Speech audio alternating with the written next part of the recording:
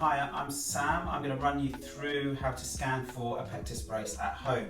The scanner app itself is a highly accurate scanner. It has huge advantages for the patient. There's no plaster, no mess, which is quite uncomfortable. And also you're doing it at home, which means that we get the data almost immediately and we can almost review that data with you at the next appointment or sometimes even at the same appointment.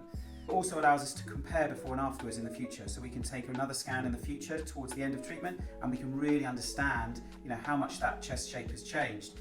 Hopefully you're telling us it looks a lot better anyway, but it actually gives us an objective way to measure things. The app itself is all protected. It goes up to a protected cloud. You're not putting any data on there that is it's just an initial and your date of birth and falls under GDPR, so it's very safe. The first thing you're going to need an iPhone 10 and above, so that's the one with the facial recognition. And then you're going to need your patient or your subject or maybe your child. In this case, we're going to make sure that our patient's got their top off, make sure all the hair's off their shoulders, make sure their trousers or their bottoms are just down onto their hips so they're not pulled up too high. Because what we want to do is we want to have a scan from about just at the neck level all the way down to their waist. Okay, so we're really interested in the whole torso. So I'm going to ask this young man to lift his arms up and flex his arms and keep his arms at 90 degrees. I don't want him to put his hands above his head like this because it's going to make him too wide, okay? So we're going to just take his arms down to this level, thank you very much. And importantly, just make sure they're standing straight, make sure they're not standing kind of with one leg bent, nice and tall, head up, chin in, so they're pushing the chest out. We're going to choose the type of orthotic we're going to scan, and for pectus, you either choose the TLSO or the TLSO small. The TLSO is for an adult, the TLSO small is for a child, so someone maybe under 5'4", something like that, 160 centimeters. So I'm going to choose TLSO small here, and you scan using the front-facing camera, this camera, okay? And you hold it in front of your patient, about 30 centimeters, 40 centimeters away. You ask them to stand still. They can keep breathing just as long as they don't move around too much. And then we press the red button on the front, and I go in and out to just get it to start to work. And then I start scanning, and I move the scanner around, and I can go up and down. I can angle it slightly, and you can go quite quick.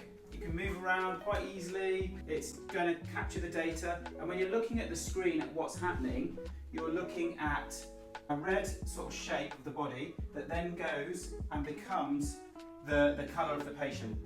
And that means that it's captured the data and it's got the scan. Ideally we want the shoulders, the waist, everything we can get to give a really nice scan. Okay, and then once you've got it, you double tap on the screen and that's saved, and then this is the image we've got.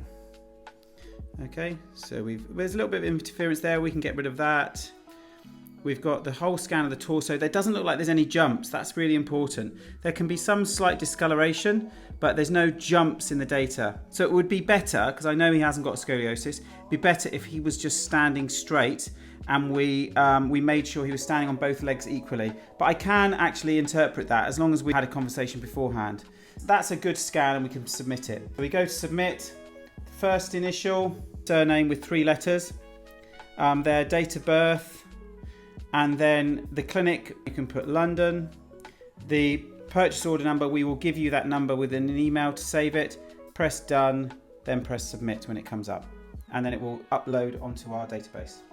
If you've got a patient who's perhaps moving a little bit and you're not too sure about the scan, I'll show you what I mean.